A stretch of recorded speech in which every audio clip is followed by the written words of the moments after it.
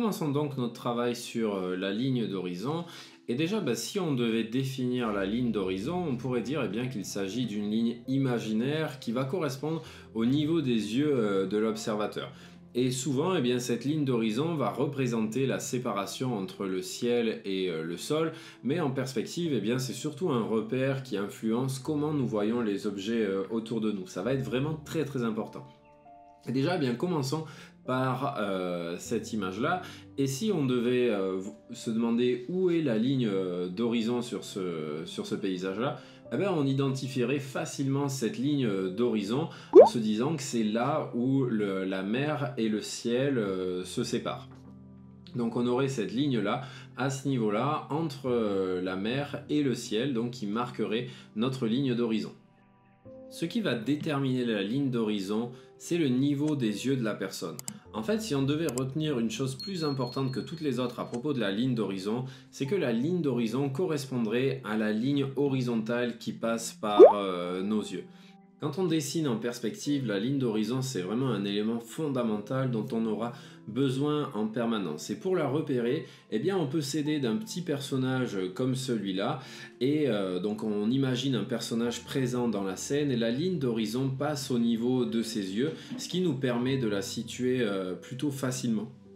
Un point intéressant à noter, et on y reviendra dessus un petit peu plus tard, peu importe où se trouve ce personnage dans l'image, que ce soit debout, assis ou même en mouvement, la ligne d'horizon elle restera toujours alignée avec son regard. Ça signifie que si nous nous abaissons ou nous nous élevons, la ligne d'horizon se déplace en conséquence, ce qui va impacter la façon dont on perçoit les objets et la perspective générale du dessin. Et on va voir ça bien précisément par la suite.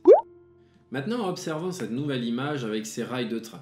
D'après vous, où se situe la ligne d'horizon? Je vous laisse quelques instants pour y réfléchir et on revient dessus.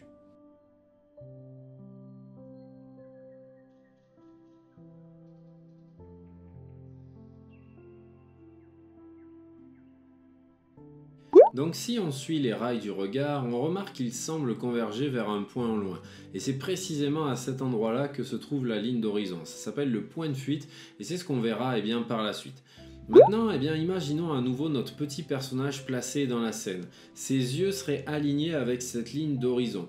Ce qu'il faut bien comprendre ici, c'est que ce personnage ne peut pas voir au-delà de cette ligne d'horizon. Les rails continuent très probablement au-delà de ce point, le train ne va évidemment pas s'arrêter en plein milieu de la forêt, mais visuellement, la ligne d'horizon marque une limite. C'est le point au-delà duquel on ne peut plus voir le sol sans changer de point de vue.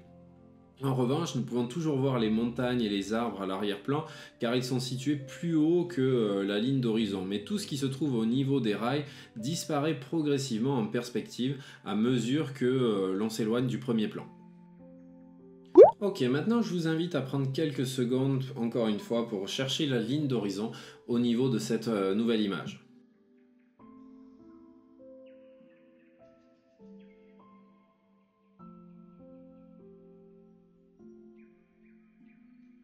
Ici encore, on peut repérer la ligne d'horizon à la fin de la route. Et on observe que celle-ci semble disparaître au loin, mais en réalité, elle continue bel et bien. C'est simplement notre regard qui ne peut plus l'apercevoir au-delà de ce point. Si l'on imagine à nouveau notre personnage dans cette scène et qu'on aligne la ligne d'horizon avec ses yeux, deux possibilités s'offrent à nous. Soit il s'agit d'un personnage gigantesque, un ogre par exemple, ou soit plus probablement l'image a été prise d'un point de vue plus élevé, comme depuis un hélicoptère. Et on remarque d'ailleurs que tous les éléments du paysage sont vus d'en haut.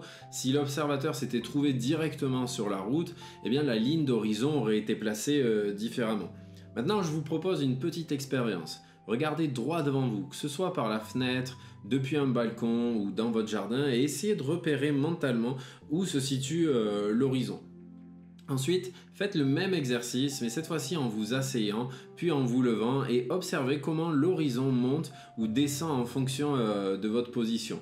Et ce que on pourra conclure de cette petite expérience, et vous le verrez en la réalisant, c'est que la ligne d'horizon dépend toujours de la position de l'observateur. Elle joue un rôle essentiel en perspective, car ensuite, elle va nous aider à déterminer l'orientation des lignes de fuite que nous apprendrons à tracer par la suite du cours. Et donc là, on peut le voir avec ces 5 bonhommes que j'ai effectués à 5 hauteurs différentes. Donc la ligne d'horizon pour chacun d'entre eux va correspondre au niveau de leurs yeux. Et donc, eh bien, chacun d'entre eux va avoir une ligne d'horizon différente. Et ça veut dire que si on positionnait le même objet devant chaque personne, la même maison, le même gratte-ciel, etc., eh bien chacun le verrait avec un point de vue différent et ne verrait pas cet objet de la même manière. Et c'est ce qu'on va voir maintenant avec un objet tout simple et montrer que le simple fait de le voir à un point de vue différent, avec une ligne d'horizon différente, ça va changer la manière dont on perçoit les objets. Si cette vidéo te plaît, sache qu'il y en a beaucoup d'autres qui t'attendent. Sur mon site, tu trouveras des dizaines d'heures de cours de dessin en temps réel. On y travaille toutes les thématiques, les bases pour bien démarrer, les portraits, le corps humain, les animaux et la perspective pour construire des scènes entières. Chaque tutoriel est guidé du début à la fin, comme si tu dessinais à mes côtés.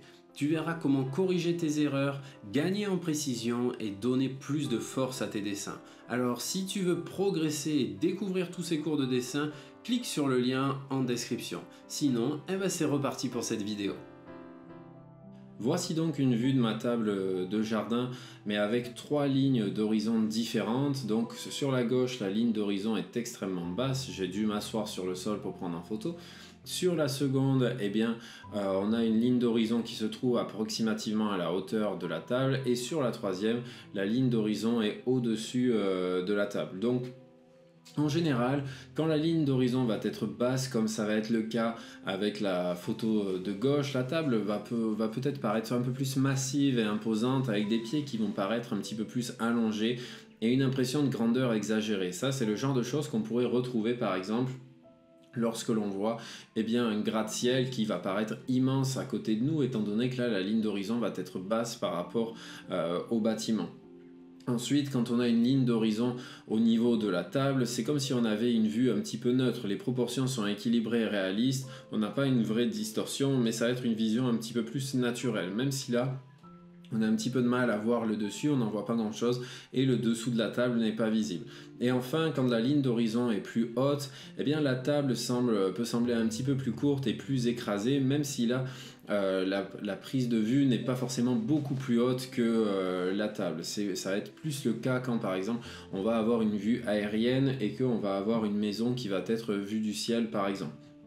Donc choisir la bonne hauteur de la ligne d'horizon, elle va permettre de guider l'œil du spectateur, d'accentuer certaines impressions et de renforcer l'impact que l'on veut mettre sur notre dessin avec les choses que l'on veut mettre en avant ou pas.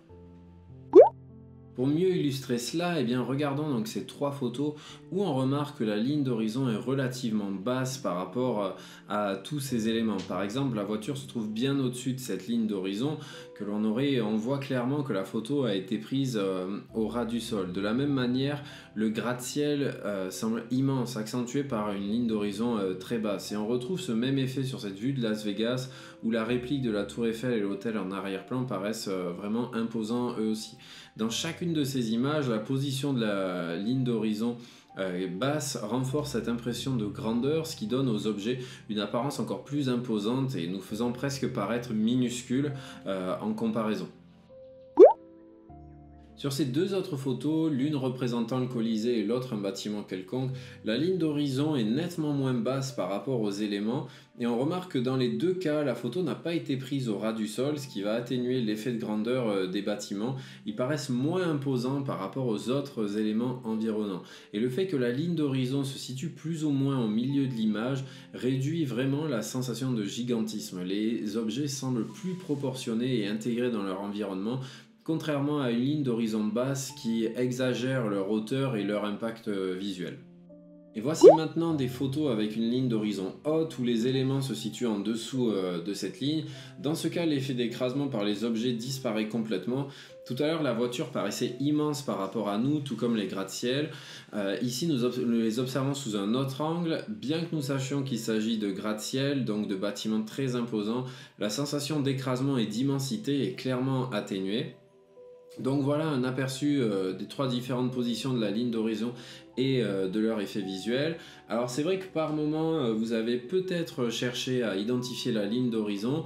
Ça vous a peut-être paru plus compliqué avec ces éléments-là et c'est normal. Parfois la ligne d'horizon n'est pas très simple à identifier. Ça peut être le cas aussi quand on a des scènes d'intérieur qui vont être réalisées en perspective à un point où clairement on ne voit pas du tout l'horizon. Donc ça peut être compliqué à identifier, mais on verra plus tard dans ce cours complet sur la perspective des techniques pour arriver à identifier facilement la ligne d'horizon quand elle n'est pas visible. Un autre point essentiel concerne le placement des objets par rapport à la ligne d'horizon. En observant leur position et leur taille, on remarque que plus un objet se rapproche de la ligne d'horizon et plus il semble petit à nos yeux. Prenons l'exemple de cette photo avec les rails du train. On constate que plus les rails s'éloignent et se rapprochent de la ligne d'horizon, et plus ils paraissent étroits et petits. Pourtant en réalité ces rails sont tous de la même largeur, sinon le train ne pourrait pas circuler correctement. Mais en perspective, cet effet d'optique donne l'illusion qu'ils rétrécissent. Et il en va de même pour les arbres sur cette photo. Bien qu'ils soient globalement de taille identique, plus ils s'éloignent vers la ligne d'horizon située au bout des rails, plus ils paraissent petits. On peut faire le même constat avec cette deuxième photo, notamment en observant la route. Plus elle se rapproche de la ligne d'horizon et plus elle semble se rétrécir et devenir plus petite, alors qu'en réalité nous savons tous que ces trois voies conservent exactement la même largeur du début à la fin. On remarque aussi cet effet sur le marquage au sol. Les pointillés apparaissent de plus en plus petits à mesure qu'ils s'éloignent vers la ligne d'horizon, et il en va de même pour les arbres. Bien qu'ils soient tous de la même espèce et de taille équivalente, ils semblent rétrécir progressivement à mesure qu'ils s'éloignent et se rapprochent donc de la ligne d'horizon. Si l'on observe ce dessin, on remarque que les deux cubes ont une face avant de 3 cm chacun. Pourtant, en perspective, ils ne sont pas réellement de la même taille. En effet, le cube de droite est bien plus proche de la ligne d'horizon que celui de gauche, ce qui fait qu'en réalité, il apparaîtrait comme beaucoup plus grand.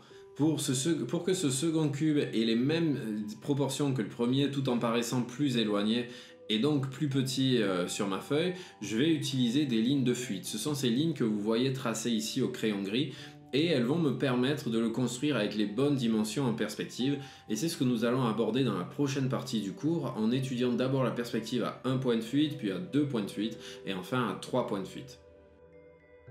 Et donc, en me servant de mes lignes de fuite, là je vais avoir un cube qui sera aux mêmes dimensions que celui de gauche. Donc là il ne sera pas parfait parce que je ne me suis pas servi de la règle, mais c'est simplement pour illustrer ce point-là.